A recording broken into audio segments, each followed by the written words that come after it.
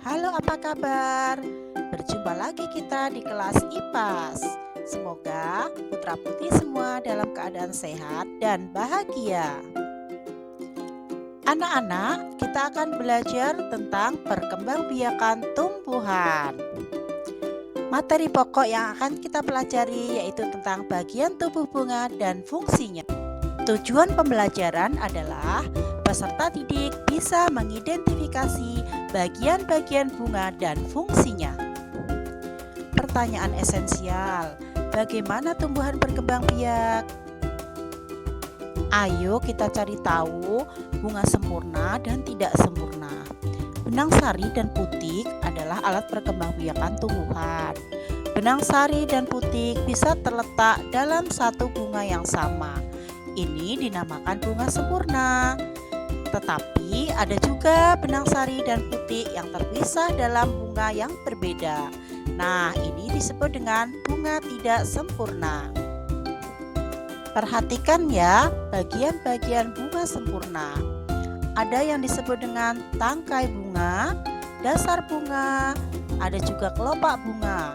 Dan bagian bunga yang paling menarik yaitu mahkota bunga untuk menarik serangga agar hinggap.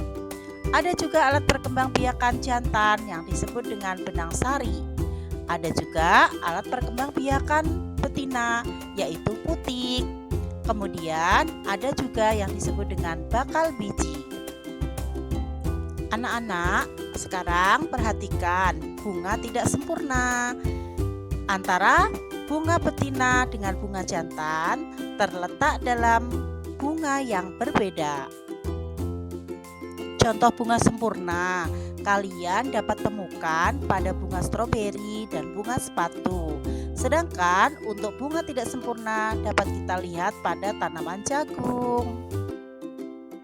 Bagaimana tumbuhan berkembang biak? Anak-anak, kalian tentu pernah ya melihat lebah yang terbang di sekitar bunga.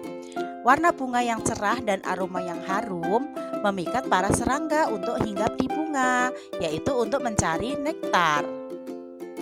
Anak-anak, ketika itu serbuk sari akan menempel pada tubuh serangga.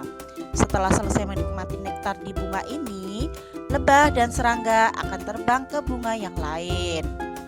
Saat serangga menikmati nektar di bunga yang baru, benang sari yang ada di tubuhnya akan jatuh ke putik bunga. Nah, ini terjadi peristiwa penyerbukan, yaitu benang sari menempel di kepala putik. Lalu, apa yang terjadi setelah penyerbukan? Dalam putik akan tumbuh yang namanya biji.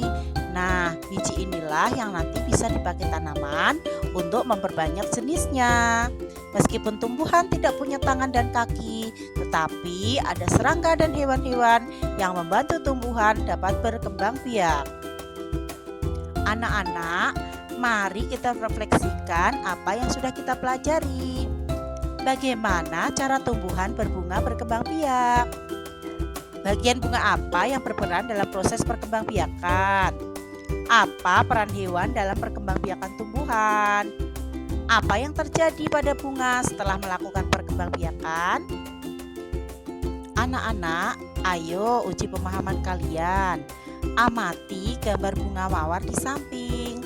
Lalu, sebutkan dan jelaskan bagian tubuh bunga tersebut yang berfungsi sebagai 1. Membantu pertumbuhan tanaman, 2. Melindungi diri, dan yang ketiga, alat berkembang biak. Anak-anak, terima kasih sudah belajar bersama Ibu Darti. Sampai jumpa lagi pada pertemuan berikutnya. Bye-bye.